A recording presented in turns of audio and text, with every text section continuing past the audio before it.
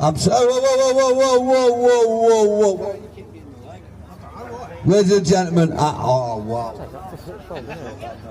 Ladies and gentlemen, guys, just get your attention again, sorry, I've just nearly missed one of the most sport people at my demos in Allen. So one of the other things I cover is the abuse of No View School and Cambridge House in Rochdale by Cyril Smith and his cronies, who went for many years abusing children. We've been fighting that fight now for over 40 years. Well, Alan has been doing the same over Beechore Mouse, and he's here to talk to you about Beechore Mouse and the issues what have arisen from there. So ladies and gentlemen, please a warm welcome from my good friend Alan Murray. Thank you, guys. Sometimes when I do speak I get a bit emotional, so you're going to have to accept when you talk about the historic abuse of our children, it's daunting on the people that have actually been there. When you think that the way my family and I as a child from 0 to 6 years of age were placed in 4 different children's homes. At 6 years of age I went before a judge, and the judge said to me, would you like to go to the seaside? 11 years, a total of 17 years I spent in institutions where they would not accept any harm, loss or damage that was done to them children, where adults were beating them. But what I really want to do is actually pay a tribute to a fellow citizen journalist who is quite ill and very, very poorly in his bed, unable to walk and bedridden.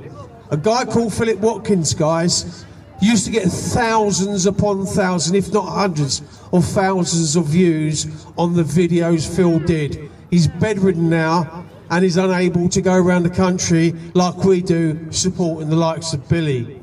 But people like myself, we go for miles, we travel everywhere to try to speak to common people about the historic abuse of our children, the grooming, the trafficking. I've seen politicians, I've been in the Home Office, I've been in the Lords, I've been in Parliament, I've been interviewed on numerous times, and I've spoken to many a politician, and still nothing gets done. We can talk about this for a long, long time.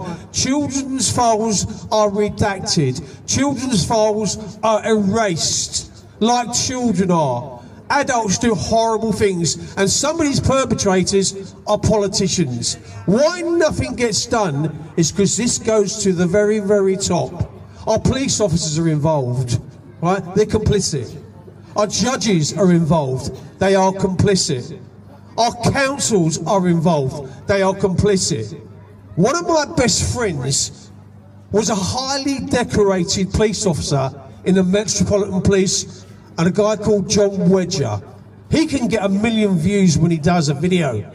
John Wedger was literally thrown under the bus by the police. He was there to catch the bad guys. He was there to catch and go after these perpetrators. That was his job. He was a police officer. No harm, no loss, no injury. He went after them perpetrators. The police don't hold their common law. They don't uphold the common law they swear to, you know?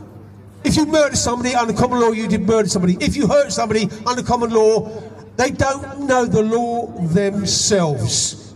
They do not know the law themselves. They do not. Firemen, bang, they kick a door in, no harm, no loss, no injury. They go and get that person.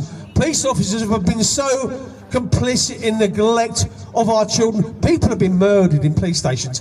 There are people who have been raped in police stations, right? In custody suites.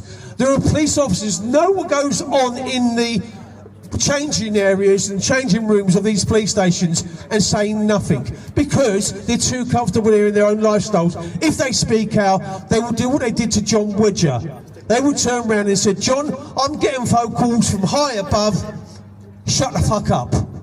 Basically, shut up, like they did with Maggie Oliver. And Greater Manchester police officer had done exactly the same to Maggie Oliver. Now what I'm going to do is I'm going to finish, guys, by just reading a little bit which explains how the corporations and the big finance and the people with the money behind and the elitists. Let's start with elitist. I stand here today not as a statistic, not as a case file, not as a problem to be managed, but as a survivor. For decades, the phrase child abuse has been spoken quietly, carefully, as if the truth itself might offend. But today, I'm not here to whisper. I'm here to tell you that some of the greatest harm done to children was not done in dark alleys by strangers. It was done in buildings with letterheads, job titles, logos, and balance sheets. This corporate child abuse is stemmed for centuries. It happens when institutions value reputation over children, when safeguarding becomes a box-ticking exercise, when complaints are buried, survivors are silenced, and the legal teams deployed faster than the care of those people. As a child, I was told to trust the system. I was told that these places existed to protect me. I was told adults knew better or knew best. But the system knew, and it chose silence. Corporate abuse thrives not because of one perceived, because of too many people look away. It survives through hierarchy, fear, and money, through non-disclosure agreements, through the gagging of victims, through reports that are lost, through investigations that go nowhere, through apologies that never, ever come. And let me be clear, abuse does not end when harm stops. It lives in survivors' bodies, in the sleepless nights, in the years of lost trauma, in the lifelong fight to believe. When corporations and institutions fail children, they do not just break safeguarding laws, they break lives. And what hurts it most is not only what was done to us, but what was done afterwards. No accountability, no meaningful apology, no change. Nothing has ever changed. Some of my best friends, survivors, have been on the grooming gang inquiry, which was supposed to lead, let's get this right, it's not some made up word. You're invading another human being's space. It's raping the person, another human being.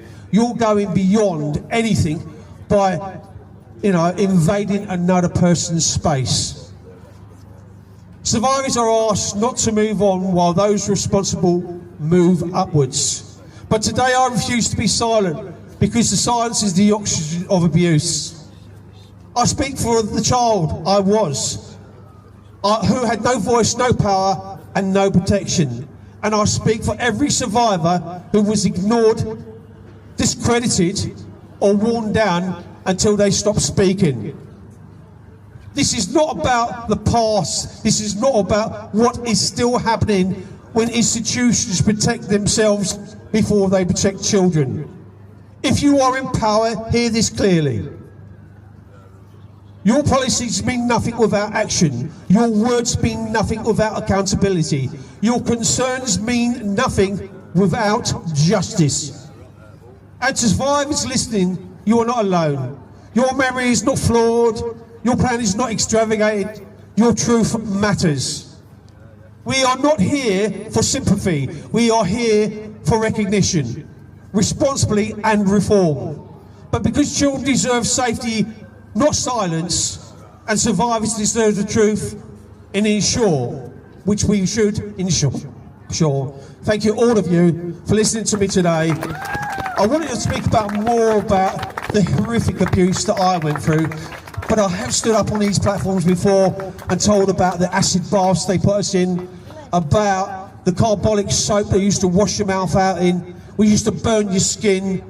Those are the forms of abuse that all my family went through. And the Merritt family never got an apology. They didn't give us an apology for the simple reason It's an acknowledgement of guilt. Thank you, guys.